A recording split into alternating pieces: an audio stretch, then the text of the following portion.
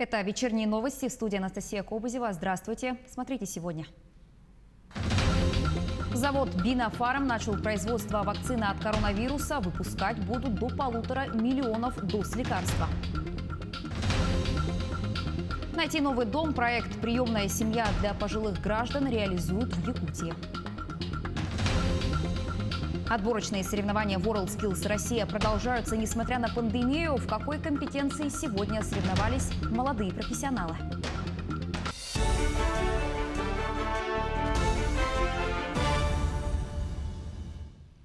Завод Бинофарм в Зеленограде начал производство вакцины от коронавируса. Предприятие способно выпускать порядка 1,5 миллиона доз лекарства. Об этом сообщил президент корпорации Владимир Чирахов. По его словам, в настоящее время первая партия препарата готова к отправке в регионы. Помимо прочего, Владимир Чирахов сообщил, что компания продолжит инвестировать в дальнейшее переоборудование и наращивание производства вакцины, получившей название «Спутник Ви». Министр здравоохранения России Михаил Мурашко ранее заявил, что препарат, получивший государственную регистрацию, будет производиться на 2 площадках – центра имени Гамалеи и компании Бинофарм. По результатам вакцина показала высокую эффективность и безопасность. У всех добровольцев выработались высокие титры антител COVID-19, при этом ни у кого из них не отмечено серьезных осложнений иммунизации. По результатам экспертизы данных клинических исследований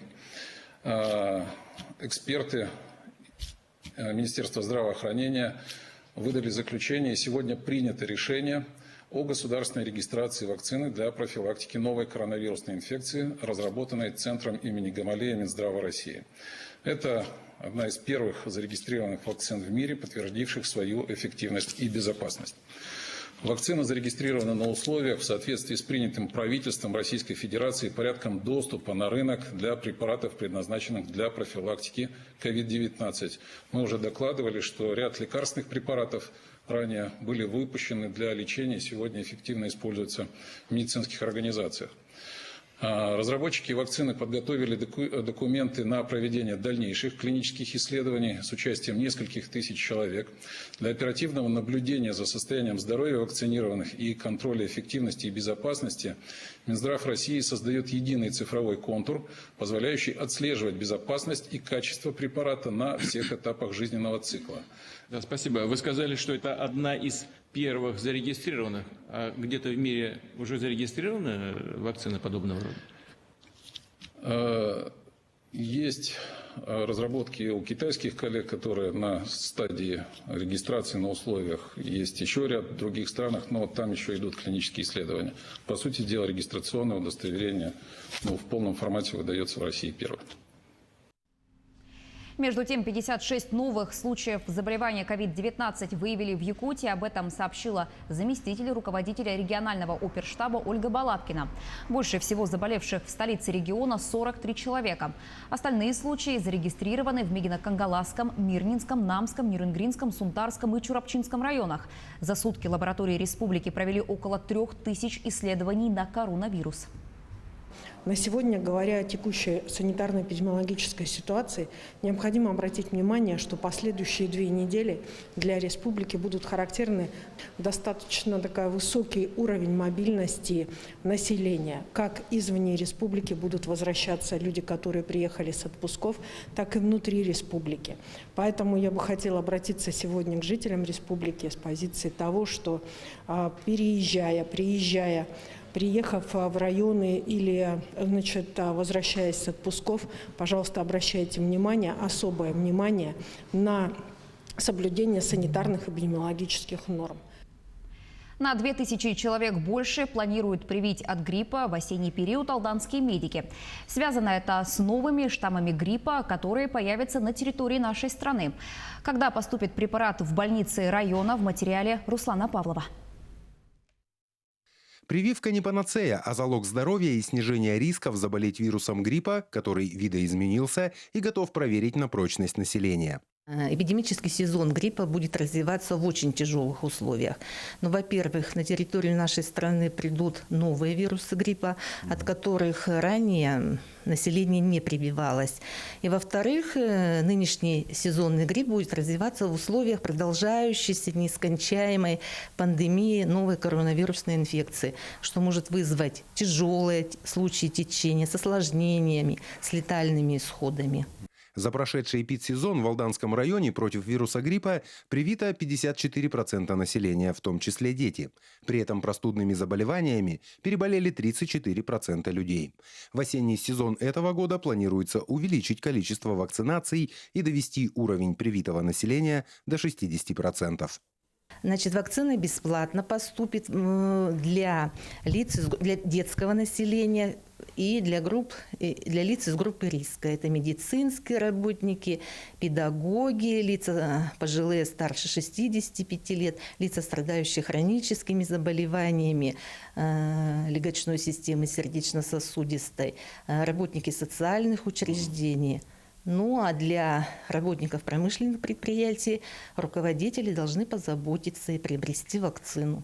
Население по-разному относится к вакцинации, ведь кроме прививок от гриппа актуальных еще множество, и они также снижают риски заражения. Клещевой энцефалит. Это прям вот все уже. Делаем много прививок. Прививки против кори актуально теперь ставим взрослому населению. Ну и все такие гепатит А, гепатит Б.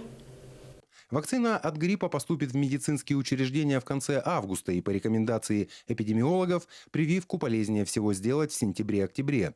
Для вакцинации применят вакцину, рекомендованную Всемирной организацией здравоохранения, в состав которой вошли новые штаммы гриппа, еще не проявлявшиеся на территории нашей страны. Руслан Павлов, Сергей Шипачев, Алдан. Проблемные вопросы реализации в Якутии нацпроектов образования и культура рассмотрел глава региона Айсен Николаев. Он отметил, что это важнейшие проекты, от реализации которых зависит повышение качества жизни сотен тысяч якутян. Айсен Николаев подчеркнул, что если некоторые проблемы возникли из-за пандемии коронавируса, то другие, к сожалению, из-за субъективных факторов, в том числе из-за неправильной организации проектных офисов. Глава Якутии поручил Минстрою республики как можно быстрее объявить все конкурсы по закупке оборудования для объектов. Из-за пандемии коронавируса больше всего пострадали учреждения культуры. В связи с этим Айсен Николаев поручил Министерству культуры переломить негативные тенденции. Работодатели больше не смогут ликвидировать предприятия, пока уволенные сотрудники не получат выплаты, положенные им по увольнению из-за ликвидации. Соответствующие документы были подписаны еще 13 июля, но вступают в силу лишь спустя 30 дней после официального опубликования. Выплаты положены всем уволенным сотрудникам и не зависят от возраста или стажа. Деньги за второй и третий месяцы будут получать лишь те сотрудники, которые не нашли новое место работы. Раньше получение выходного пособия или среднемесячного заработка при увольнении было гарантировано, если право на него возникало, пока бывший работодатель продолжает свою экономическую деятельность. Новая детская площадка появится в Якутске. Она может стать любимым местом отдыха для многих детей. К слову, не все общественные пространства в Якутске находятся в идеальном состоянии. Сегодня исполняющий обязанности первого заместителя председателя правительства Якутии Кирилл Бычков осмотрел объекты, которые строят в рамках проекта формирования комфортной городской среды. Тему продолжит Юрий Осипов. Эта площадка находится во дворе сразу двух домов и имеет все предпосылки стать любимым местом отдыха и игр для многих детей. До 25 августа планируется завершить все работы, связанные с железобетоном и асфальтом. Уже 1 сентября новая площадка будет готова принять маленьких гостей. Со стороны жителей поступают определенные предложения. Также выговариваются определенные замечания, которые также принимаются в работу. И, в принципе, с подрядной организацией мы сегодня проговаривали. Все те пожелания мы учтем жителей и, соответственно, примем все необходимые меры для обеспечения. Площадка строится в рамках проекта формирования комфортной городской среды. Также в рамках этого проекта сегодня в Якутске строится еще 3 общественных пространства: сквер Ямщиков, сквер землеустройства и озеро Талое. В этом году мы обязательно эту территорию закончим. Мы сейчас акцент свой делаем на качестве. Поскольку все-таки опять в этом году, хоть мы рано объявились, все равно плитка немножко задерживается.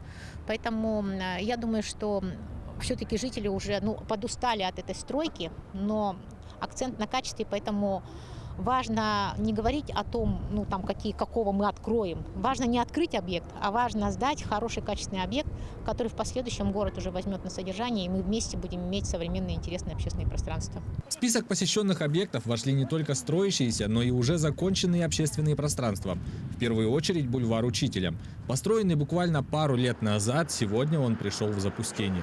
Состояние бульвара Учителя, конечно, там некоторые моменты вызывают желание обратить на себя внимание. Это чистота, это поддержание территории, это муниципальные работы по уборке территории, это и, конечно, работы по сохранению самого объекта. Здесь важна слаженная работа между управлением архитектуры, между Министерством ЖКХ и городскими службами для того, чтобы жители могли пользоваться этим объектом. Важно не только построить и презентовать новый объект, но еще и заботиться о нем, чтобы спустя пару лет эксплуатации он не пришел в негодность. По словам главного архитектора Якутии Ирины Алексеевой, выходом может стать сотрудничество с бизнесом. Пускать на общественные пространства предпринимателей, которые и будут ухаживать за объектом. Юрий Осипов, Джилустан Иннокентьев, Якутск. Более 46 миллионов рублей получили представители якутского малого и среднего бизнеса. Средства направлены на проведение мероприятий по профилактике коронавируса. Аналогичная мера поддержки предусмотрена и для социально ориентированных организаций. Правила предоставления новой субсидии утверждены постановлением правительства страны. Например, субъекты малого и среднего предпринимательства могут получить новую субсидию, если они осуществляют свою деятельность в области спорта, отдыха, развлечений и дополнительного образования детей и взрослых. В Якутии этой мерой поддержки смогут воспользоваться более 3000 налогоплательщиков. Основными условиями для получения субсидии является то, что заявитель не должен находиться в процессе ликвидации, в отношении него не должна быть проведена процедура банкротства и не должно быть принято решение о предстоящем исключении из ЕГРЮЛ. Для заявителей индивидуальных предпринимателей основное условие является то, чтобы он не закрыл деятельность в качестве ИП. Также по состоянию на 1 июня заявитель не должен иметь задолженность по налогам и страховым взносам более 3000. Приемная семья для пожилых граждан – проект, который реализует Министерство труда и социального развития региона.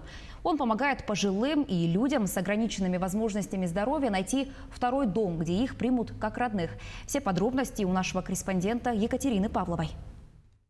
С началом пандемии сотрудники более 40 стационарных учреждений социального обслуживания Якутии, одни из первых в стране, ушли на длительную изоляцию со своими подопечными. Так и в Чульманском доме-интернате для престарелых и инвалидов принимаются все меры безопасности. Вахтовый режим работы, запрет посещений, дезинфекция, кварцевание, отмена массовых мероприятий. Вместе с тем, скучное проживание и слабый иммунитет подопечных требуют расселения, и институт приемной семьи является одним из эффективных механизмов по борьбе с инфекцией. На данный момент в учреждении 30 койко-мест, 25 из них заняты. Приемные семьи – это альтернатива домам престарелых. Здесь пожилые люди обретают семью, получают помощь в уходе и содержании, чувствуют себя защищенными и нужными. В свою очередь, граждане, которые принимают свою семью пожилого человека, могут рассчитывать на ежемесячные пособия на основе договора об организации семейства. Министерство труда и социального развития Якутии совместно с управлениями соцзащиты населения и труда в районах принимают заявки на организацию приемной семьи для пожилого человека, в первую очередь проживающих сегодня в домах-интернатах. Причин, по которым пожилой человек в конечном итоге остается один, на самом деле весьма много. Встретить достойную старость в кругу родных и близких нам людей. Это ли не мечта каждого человека? По вопросам организации приемной семьи для пожилого человека, нуждающегося в социальной поддержке, можно обратиться на единый телефон 8 800 100 14 03, либо по телефону Управления социальной защиты населения и труда в Нерюнгринском районе 4 29 17. На данный момент в республике принято в семьи 209 граждан пожилого возраста. Чтобы забрать пожилого человека из интерната на постоянное время жительства, необходимо позвонить по телефону Управления социальной защиты населения и труда Якутии по месту жительства, подать заявку на участие в программе «Приемная семья для пожилых граждан», подготовить пакет документов. Екатерина Павлова, Вадим Барашков, Нерюнгри. Отборочные соревнования WorldSkills Россия продолжаются, несмотря на пандемию. Якутию представляют 28 конкурсантов. Сегодня в столице региона прошли соревнования по компетенции дошкольное воспитание. Там побывала и наш корреспондент Агафья Гоголева и пообщалась с молодыми профессионалами.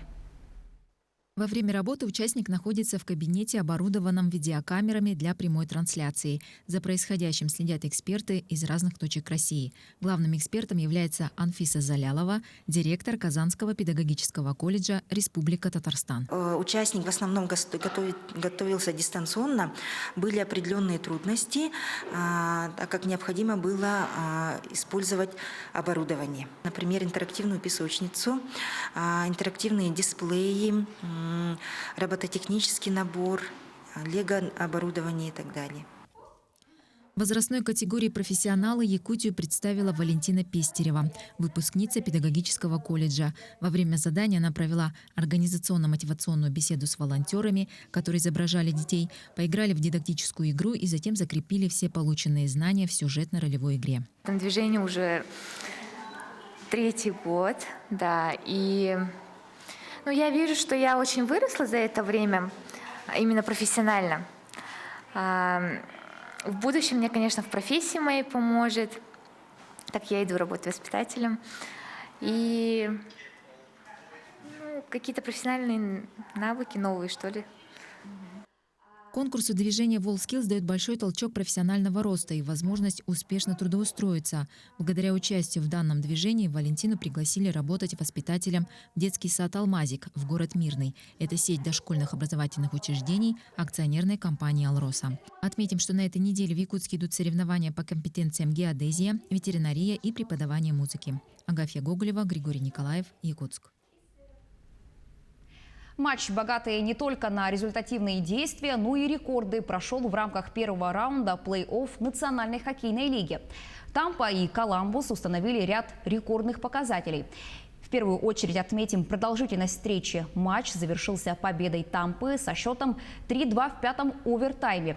Решающую шайбу на 150-й минуте забросил Брейден Пойнт. Этот матч стал самым продолжительным в истории обоих клубов и 4-м в истории НХЛ. Игра длилась 6 часов и 13 минут. Также команды обновили рекорд лиги по количеству бросков за одну игру, совершив в общей сложности 151 бросок. Рекорд по длительности нахождения на льду в матче плей-офф установил защитник Коламбуса Сет Джонс, который провел там 65 минут и 6 секунд. Его одноклубник Йоанс Корписала стал автором нового рекорда по количеству сейвов в одной игре плей-офф. На счету стража ворот 85 спасений. Благодаря этой победе Тампа со счетом 1-0 повела в серии до 4 побед. Вторая встреча состоится послезавтра. Наши корреспонденты продолжают следить за развитием событий. Оставайтесь на нашем телеканале.